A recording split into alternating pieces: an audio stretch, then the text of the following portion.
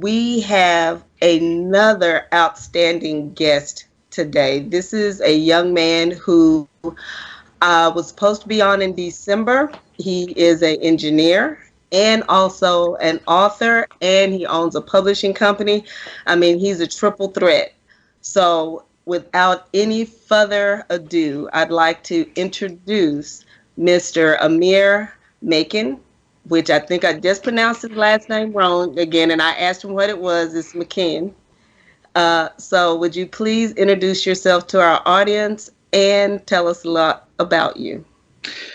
Hello, everyone, and I hope everyone is staying safe. Thanks for having me on the show, Dr. Payton. I really appreciate this in this era of social distancing. My name is Amir Makin, and I'm an electrical engineer, professional, trained, and experienced for at least the last 15 to 20 years in terms of practical experience. I've worked in the Defense Department. I've built electro-optical lasers. I've built test stations, written software code, done analog design, mixed signal design, as well as just overall hybrid, which is a mixture of different types of circuits all integrated into one. And I got to the point of wanting to see more representation in the engineering field. And I realized that a lot of kids, especially African American kids, didn't get a chance to really see what they could offer and what they could do, because the math and the science seemed to be weeding many of them out during the early years. So I began go ahead. No, I was just agreeing with you. Yes, you're right.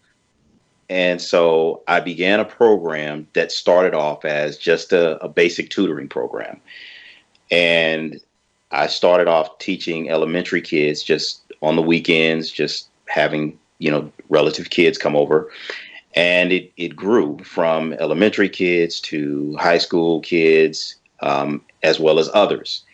And I did that for a little while. And some of those kids who ended up being wayward in terms of math ended up loving it so much that their mathematics scores came up, that by the time they graduated high school, a few of them ended up getting full ride academic scholarships to major engineering universities.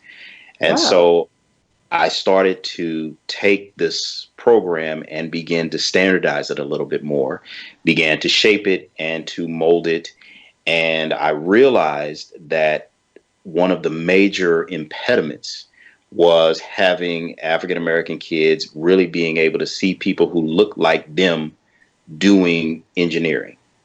And that becomes one of the big hurdles, but they have to be shown that at an early elementary phase. Yes. Yes. Can we back up just a little bit? Because you're talking about getting them interested.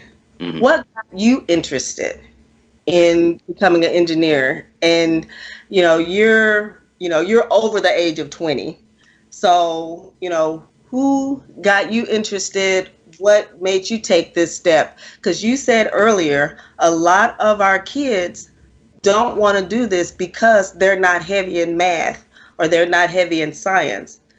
But at your day and age, what made you interested in doing this? I had a father who, if I asked him in terms of anything, in terms of academics, he would move heaven and earth to do it. So I asked him one time for an electronics kit. Okay. And he went out and bought it. But then he put the pressure on me. He said, okay, I bought you the kit. Now you got to do something with it. And you got to do something with it by this particular deadline. Mm-hmm. So I went ahead and, created it was a little AM radio.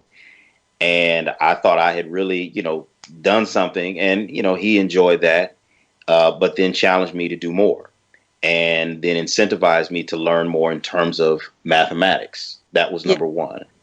I also had an uncle who was an electrical engineer. And to me, he seemed to know almost a little something about everything. And if I asked him anything in terms of science, he would be able to break it down in a very common language. And I didn't know that much about his background as a child. I just knew that between the two of them, they were very, intelligent about that. Another thing is that I always was curious about the fear that people had about electricity. I knew that if you weren't cautious around it, it could kill you, it could take your life.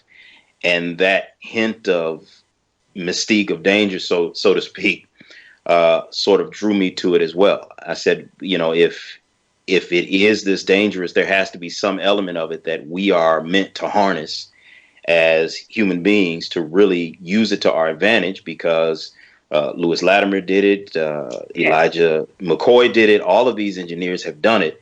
So there's something about this that I have to bring myself to understanding so that I can do some of that myself. Wow. I mean, just to hear that, because a lot of my guests, we discuss the inequality or the underrepresentation of Black and brown kids in STEM fields, but a lot of us really don't talk about what got us into the field. So that was the biggest reason for that question, Mr. McKean. Now, let's go back a little bit, and you talk about getting students involved in mathematics or getting them involved in STEM to where you spark that interest of mathematics. What were some of the things that you did? You probably mentioned them, but that was like a few minutes ago. So can you recap that a little bit for me? Sure. One of the things that I would try to do is give them cool aspects that are relevant to them now. For instance, if I'll go into either a school or a fraternity or sorority or any type of social organization where they have kids or parents, and I will talk to them about, let's say, one of the superheroes like Thor. Thor's got a hammer that's so heavy that no one can pick it up. Well, let me tell you, as an electrical engineer, how would you like us to build that? If I can explain to you how that can be done scientifically, would you be excited about that? Yeah, and they really love that, and I'll use that as an icebreaker, and I'll explain to them that all we do as engineers is we do the same thing that we used to do as kids. We play with blocks. Mm-hmm. We build, all right, and we put one block in front of the other, and when we're done, we get to build whatever it is that we have in our minds with these blocks. Now, the boring mathematics stuff, all that does is that shows us what's going on inside of each block.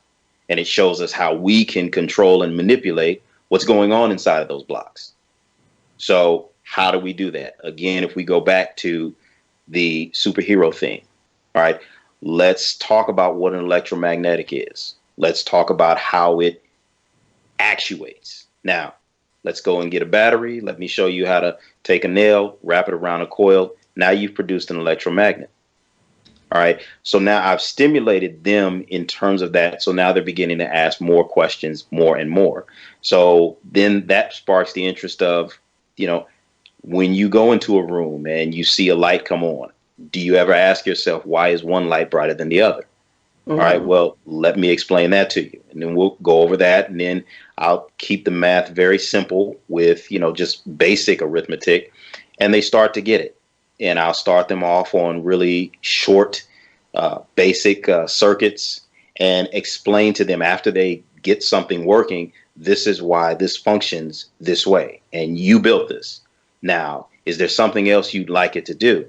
Yeah, well, what if we, turned on two lights at the same time? What if we turned this light on and turned that one off? What if I made a sound and if I was able to cut this light off? So now we can introduce the concept of sensors and transducers, things that change, put energy into one form and then change it into another form. So we're encompassing all of these different scientific concepts, but we're doing it in a way that's relevant to them and their interests. And that's, excuse me, I had an interview yesterday with a young lady out of Vietnam. She called and interviewed me. And that is so important. And the relevancy takes away the fear. It takes away the fear. It adds the terminology for kids to understand, because a lot of our kids, even when I was younger myself, I didn't want to ask about something because I didn't want to seem as though I wasn't smart. But then my mom was like, the only way you're going to learn is you're going to have to ask.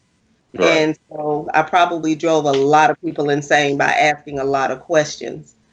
But so, and, you know, making it relevant to the kids or making it relevant to adults is very important because you have to think. You said your father bought you a kit to make a radio when you were younger. Mm-hmm. So think about it. When I grew up, when something broke, like your television or your fan or whatever, instead of going out or vacuum, instead of going out and buy a new one, you either fixed it or you took it somewhere and had it repaired. Mm-hmm. Electrical things were repairable back then. Right. Now we just go buy a new one. Mm-hmm. So, you know, I just find the relevancy very important. Now, in talking to the kids and doing this, you just mentioned a lot of terms. What is verbiage? What is vocabulary? How important is that in your program or in your process? That's extremely important. I usually use about two different types of vocabulary. One that is in the language of the is either in the language of the children or the non-technical adult, as I also work with educators as well. And I show them how to translate that into the actual technical scientific term. I'll give you an example. One time I was talking with educators, elementary educators, and I wanted them to understand the concept of transient responses. All right. And of course they, didn't get that. And I said, well, have you ever been in a car and you shut off the car, but the radio in the car still plays, or your CD or whatever it is you're listening to? All right. That's a transient response, but we'll call it, for the purpose of this, residual energy. All right. Leftover residue. And so we're going to call that leftover energy. And I'll give terms that can be translatable like that to the educators as well as the children.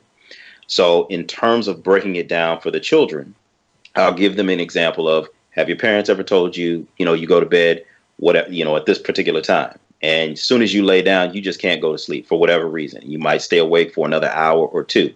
That's because you've got residual energy. So now that you're understanding what that is, that's just energy that just cannot go away right now. All right. So now let's build something that's very small and very basic. And what you're going to see it do is, I'm going to shut off the power, but the light will stay on, the sound will stay on, and it'll slowly die out. That's what's happening with your residual energy, which is why you can't go to sleep. So I'll put it in a term to that extent, and I'm giving the educator, if I'm working with that educator, a pliable example that they can give to their kids when they get in the classroom. And see, so you don't only, you're not there for a moment. What you also do is give them something to think about after you leave, something they can use after you leave. Correct. And that's extremely, extremely important. What are the age groups that you normally work with? Age groups I normally work with are 7 to 12. Okay.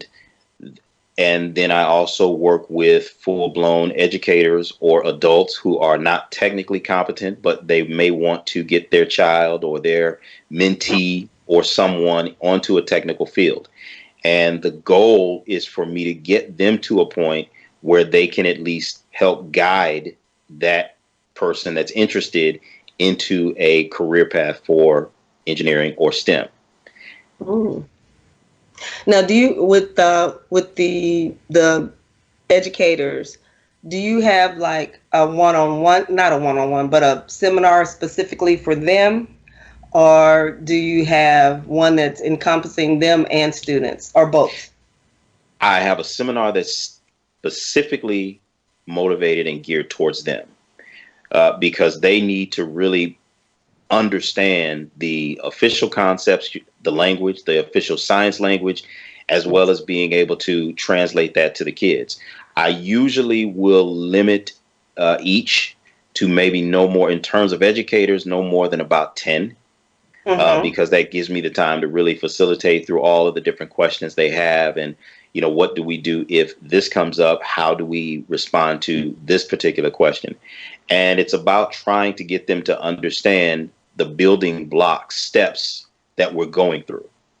So if we can lay a particular foundation, which is the building blocks, and then we go to the math, then we go back to the blocks, then we go back to the math. So it's a jumping pattern of that. And at each time, we move one step over, but it's kind of like you're playing leapfrog. You're not going up linearly, but you're going up at a stagger step pace. That makes so much sense. And it's very important for them to understand, because they've got to, a lot of teachers, and this is just something I've seen in being an educator, a lot of teachers will gloss over certain things, energy being one of them, because they don't know that much about it. And they're like, okay, I'm only going to teach the objective. I'm not going to teach it in detail or depth because I really don't know it. But then the thing is, they know more than they realize because they've lived. They know what a light is. Well, what's an open, what's a closed circuit? How does that work? How do batteries work? How, those are the things that they know, but they just don't know. They know it. And it sounds like you're not only making it relevant to the kids, you're also making it relevant to the educator so they can take that on. It's not just a one-stop thing. It's something they can continue to grow on. Right. Exactly.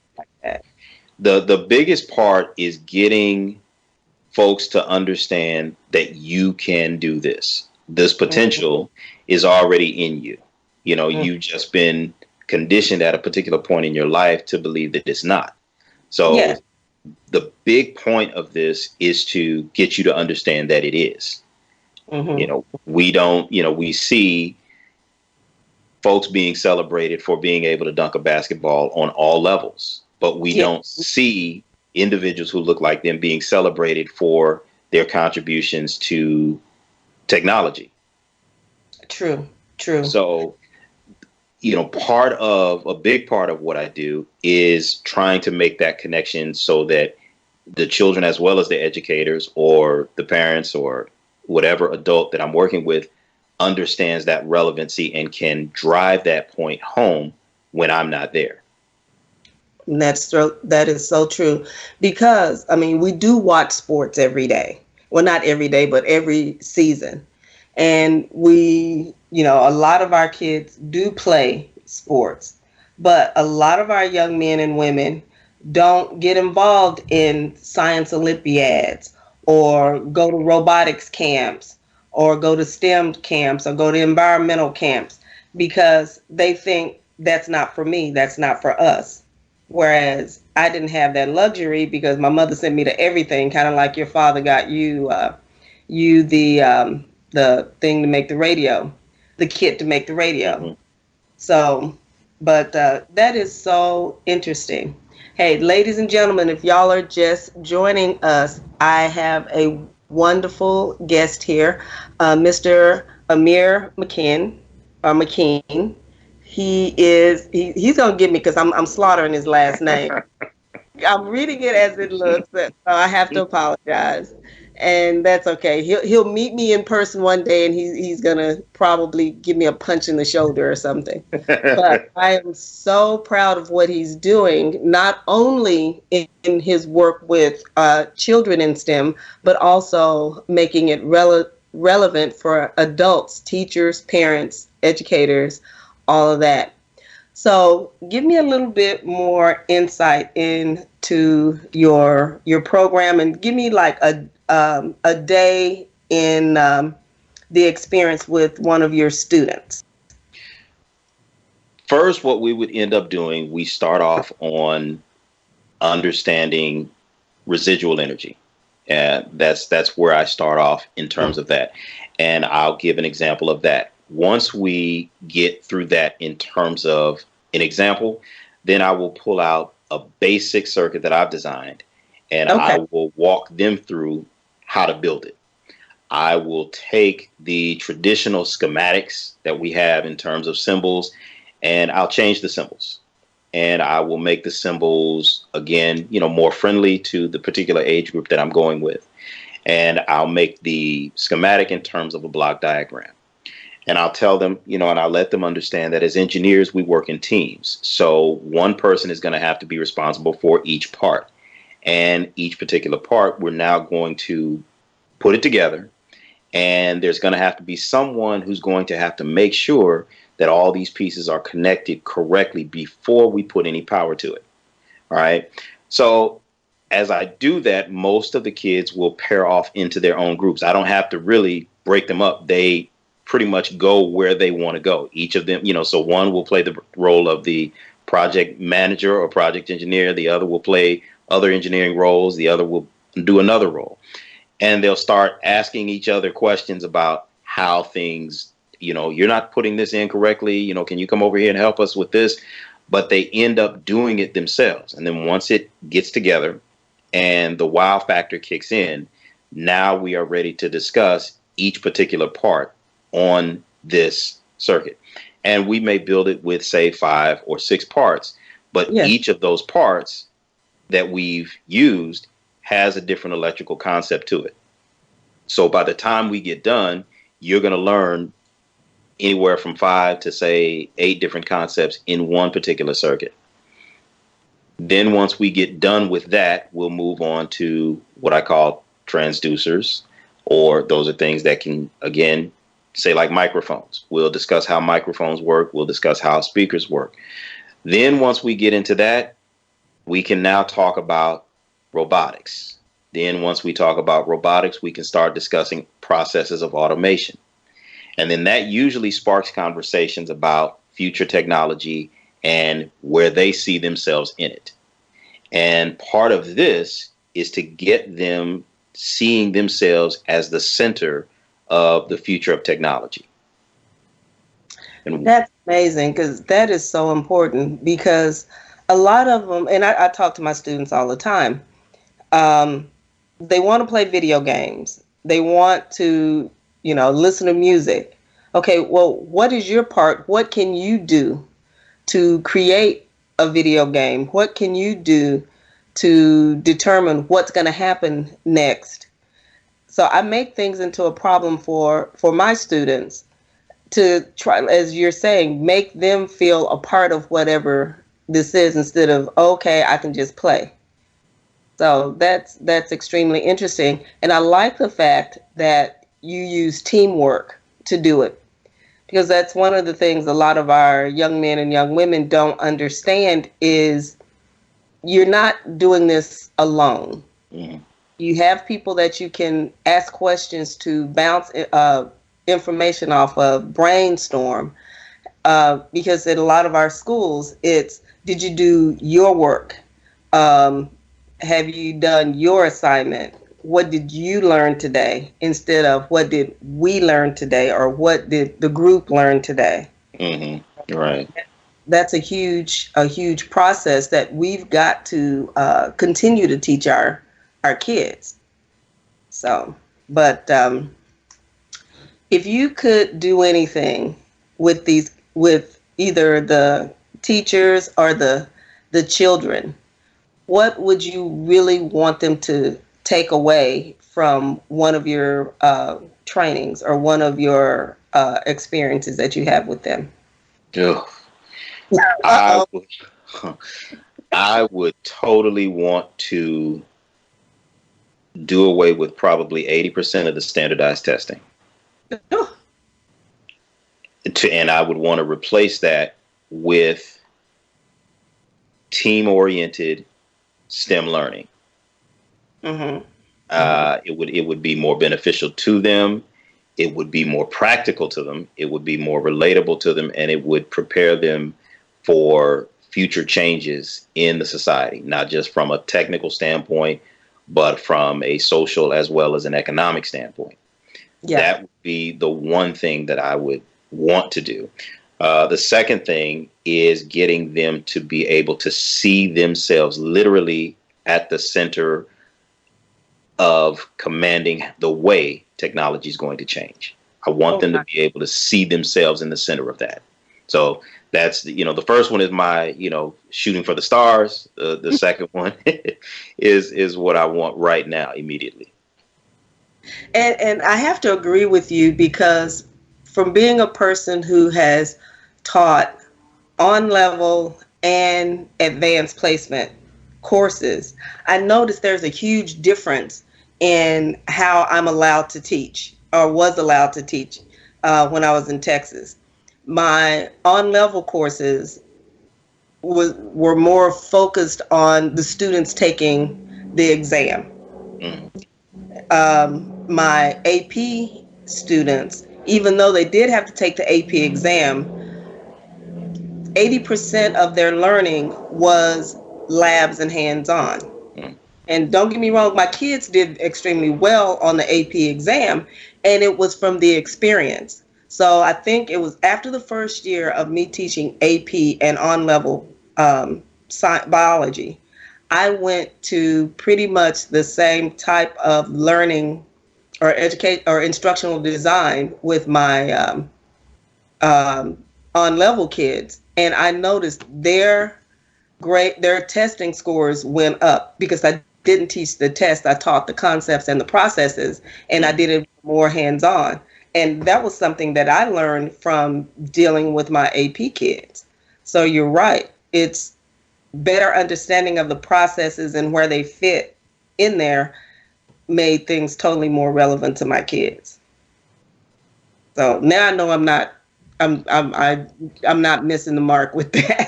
No, you're right there. You're right on time. So, and that's one thing about being here in Hawaii. We have a lot of, the environment is totally different. The vegetation is totally different. And how am I going to make that relevant to my kids, especially now that we're having to homeschool? So I'm really working on that, my lessons for next week, and making them relevant to actually being here. But this is not about me. This is about you. So now, I'm totally enjoying this conversation, but what got you to start A.I.C. Publications, and what is A.I.C. Publications? Would you please tell my audience? Yes. A.I.C. Publications is a digital media as well as paperback publishing house that we've started. And we've started it to primarily educate those who are being left out in terms of being taught to at every level. So we want to develop books for the entire family, from the youngest as well as to the oldest. So we've started off with a children's line. We are branching out into doing young adult as well as fiction, adult fiction and nonfiction. Our philosophy, the A.I.C. actually stands for Attain the Knowledge, Innovate for Success, and Command Your Future.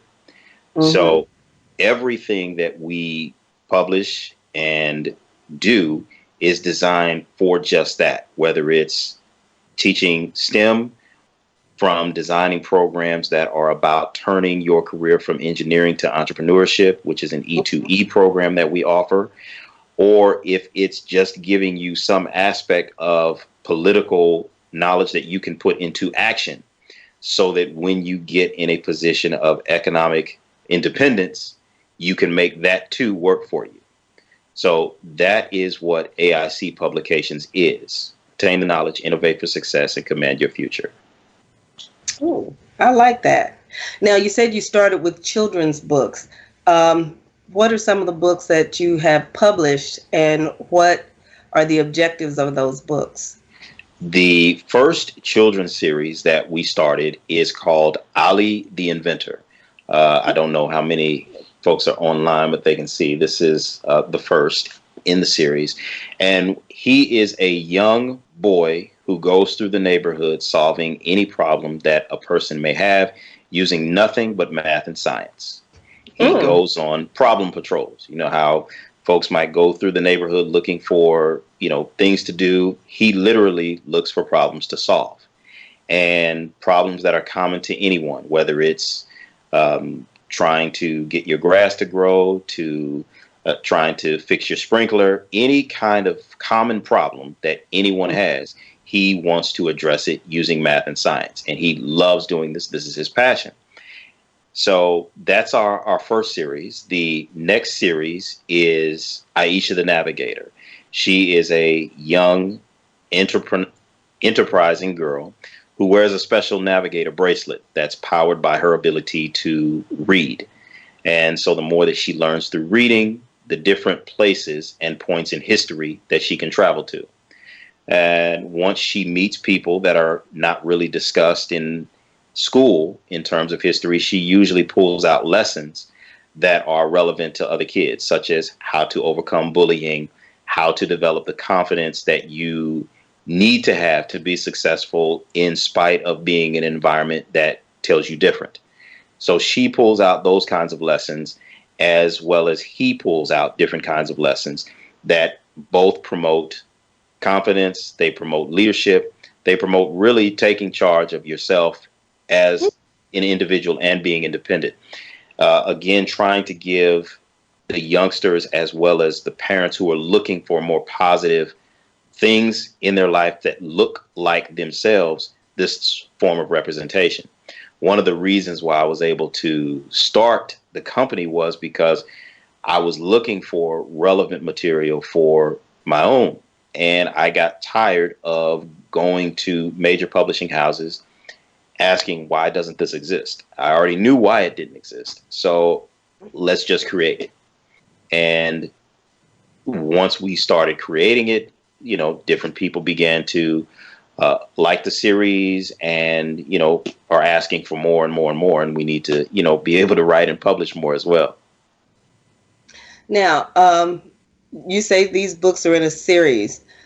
How many books does each have? Right now, Ali the Inventor has 4 books, and Aisha the Navigator has 4 books.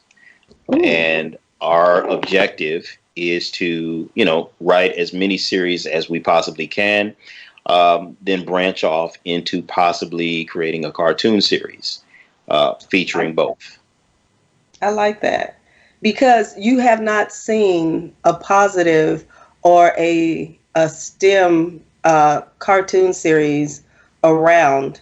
I don't think, not of children of color in many, many years or at all. I cannot recall. Yes. I can't either.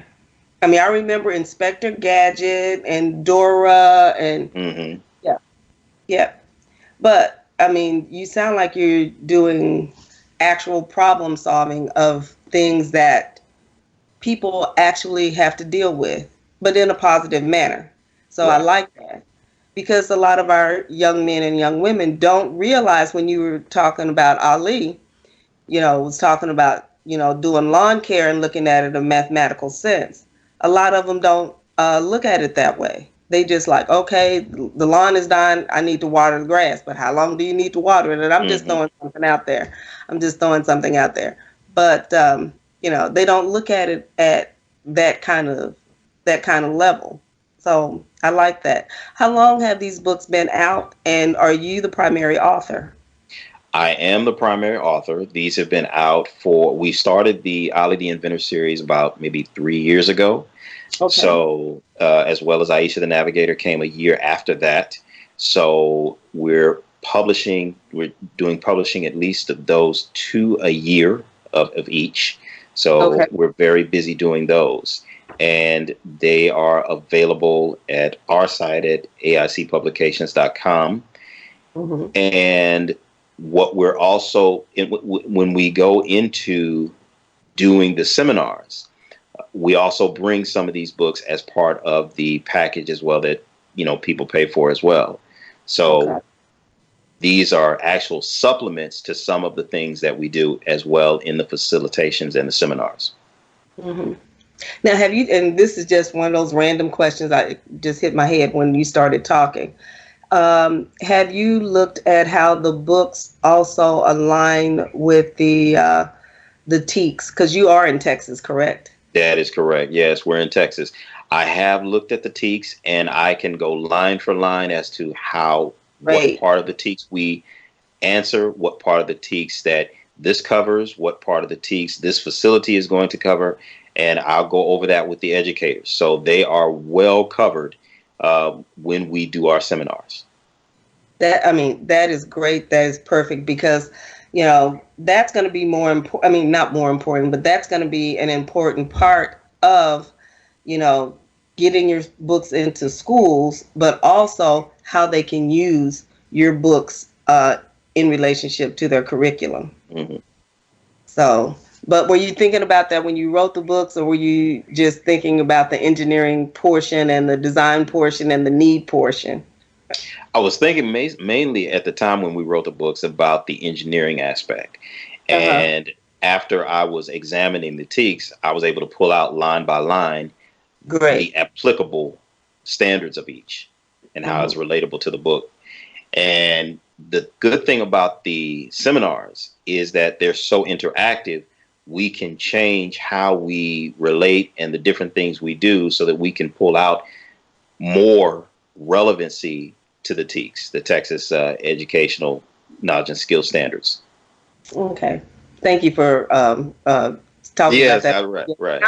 I'm so used to it being being an old Texas teacher, but that makes it more relevant to using your books in education, because sounds like with both of them, you can not only use them in engineering, you can use them in other subjects too, like mathematics, science, um, social studies.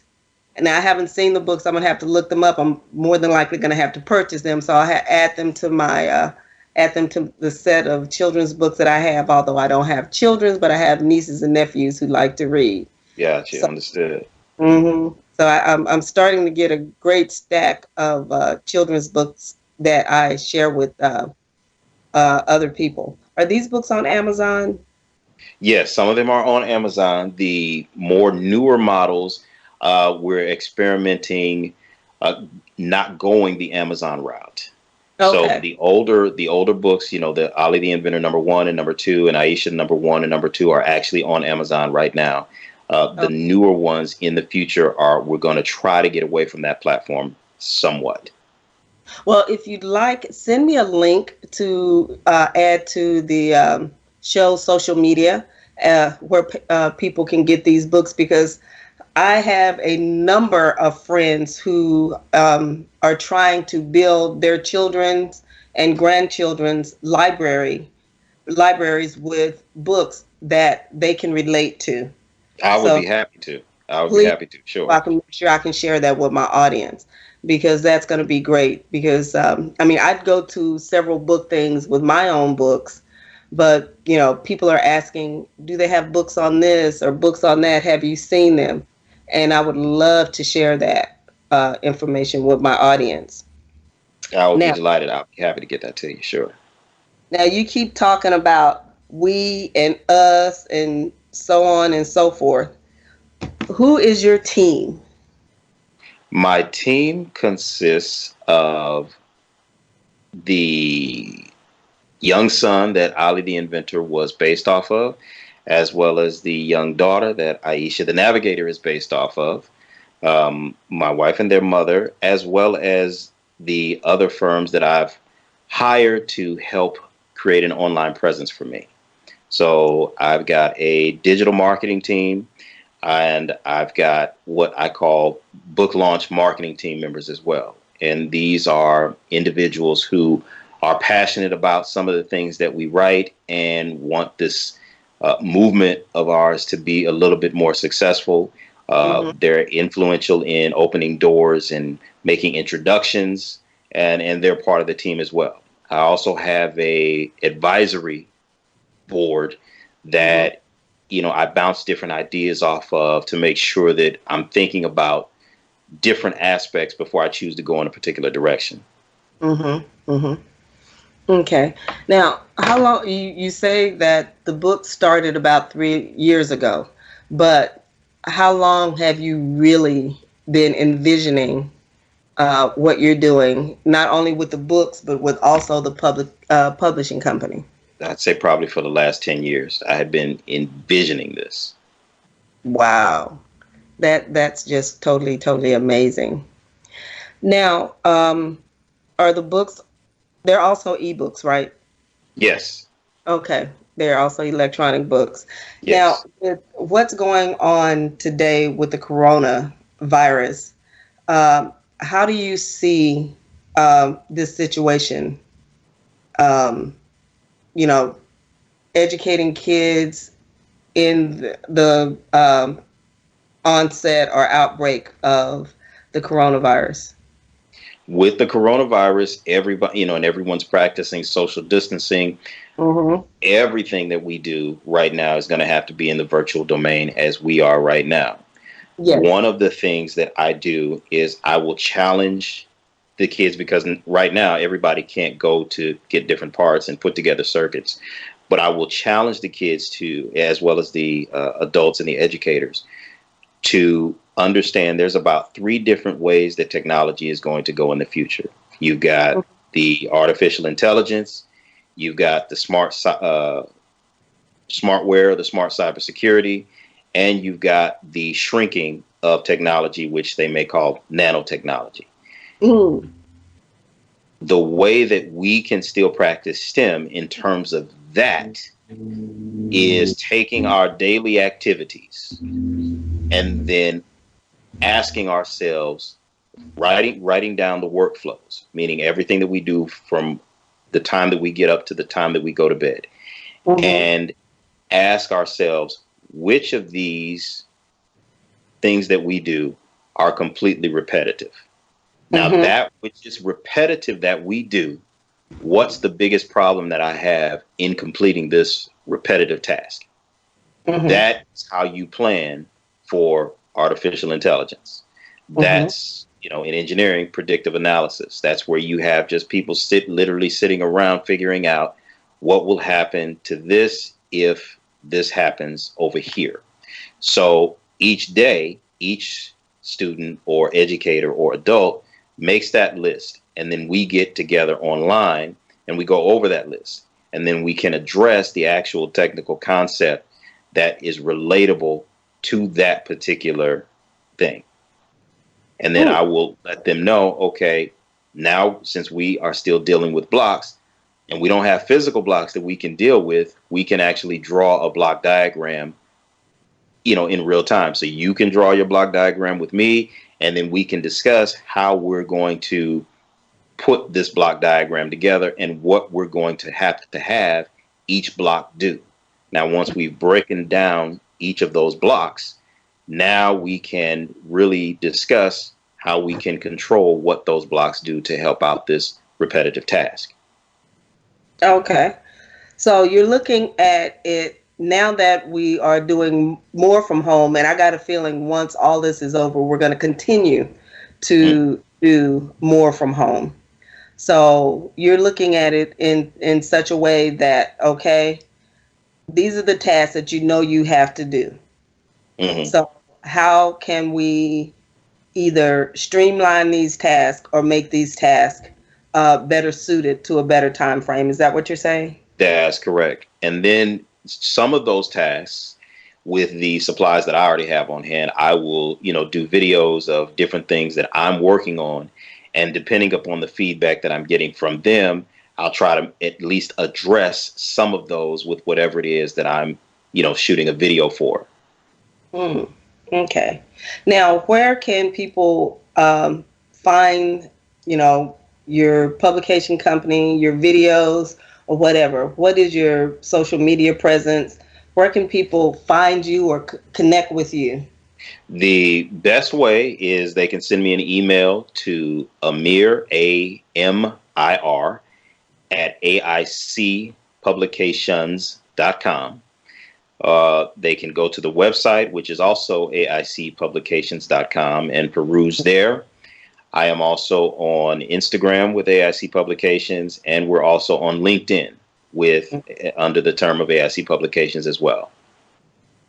And audience, he posts like some of the best information, best articles, and if y'all haven't noticed, I have posted over the last few months quite a few from him and placed onto either Instagram or on the All About STEM Radio Show's Facebook page, especially some of the, I think I posted something from you today. I think you might have emailed it to me and then I posted and posted it. So, hey, you know, you do bring out some great information of things that people are doing. Thank you. We've got about 7 minutes left, but I want to talk to you about a couple of other things. One thing in particular, one of the things that I noticed that you post quite a bit of is STEM education for at various levels, and also students going to college and graduating and going into STEM career fields. So let's start with how important do you think STEM education is at an early age? STEM is critical. It is necessary as early as you can make it, because you have basically three things that are going to run a society. You've got health or medicine to keep the people healthy. You've got you have technology to keep society going and improving. And then you have your social aspects of society to maintain the customs and the traditions that make people still interact with one another in a respectful manner. So if you are in the STEM field, you are going to be at the front end of societal changes. If you look at just America first started with the agricultural age, you know, or you could even go further ahead of that. Then it graduated into the industrial age. Then it went into the information age, which we are on the teetering end of now. Now we're going into the automation age. And those individuals who didn't have a command of that knowledge or an understanding of it, when the shift happened, they were left behind, literally. So as early as kids can get this STEM training, it is literally that critical to them.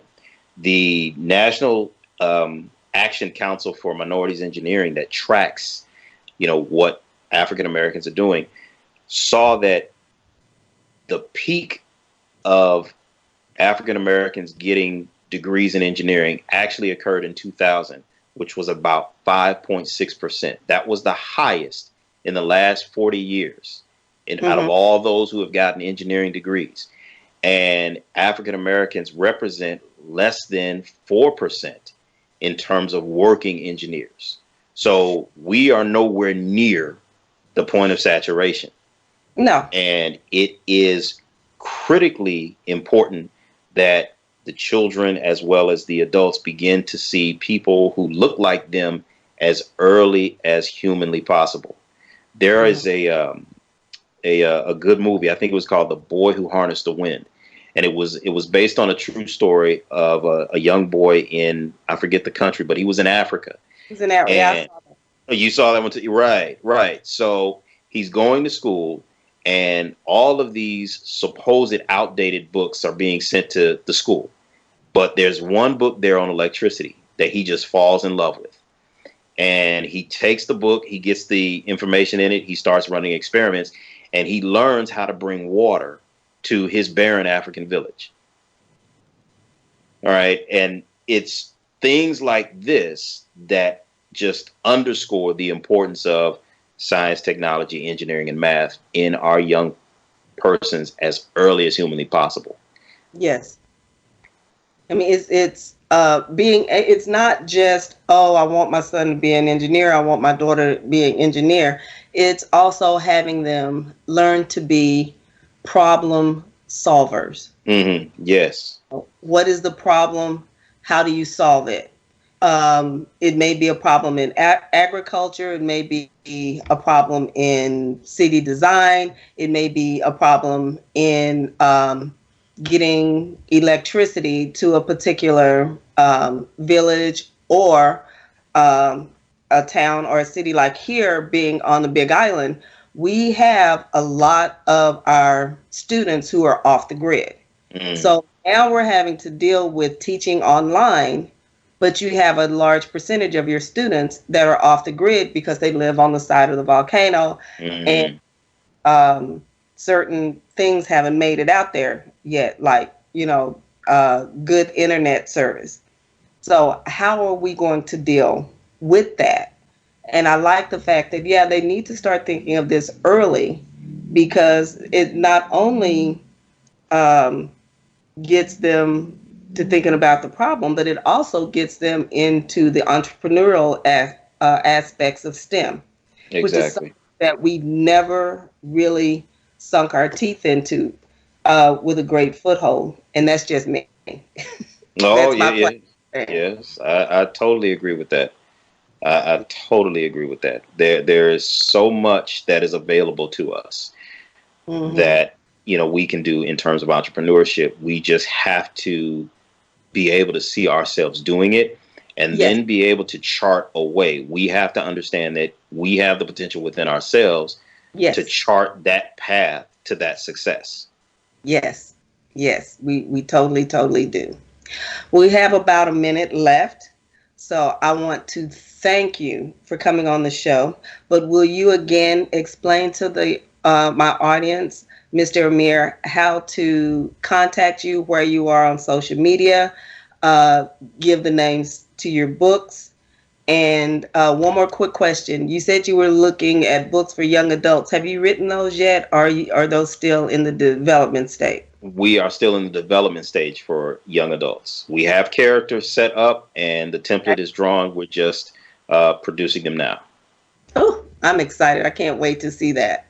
But please tell my audience where to find you and how to communicate with you once again.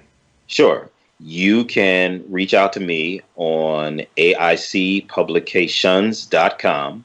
You can send an email to me directly at Amir, AMIR, at AICpublications.com. I'm also on LinkedIn under AIC Publications as well. You can reach out to me on Facebook, facebook.com, at AICpublications.com. Like us and follow us as much as you can. Sign up to become a subscriber to our emails. We will be doing giveaways. We'll be doing special discounts. We'll be doing a couple of well-placed competitions that you may want to be involved in. If you also get on our e-newsletter subscriber list, you'll get the latest in STEM news and other things that we're working on that you won't find in too many other places. And you'll get the videos that we're going to be announcing.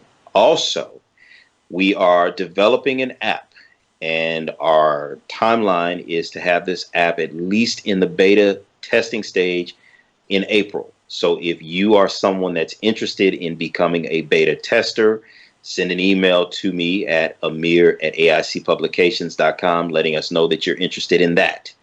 So I look forward to hearing from as many of you as I possibly can.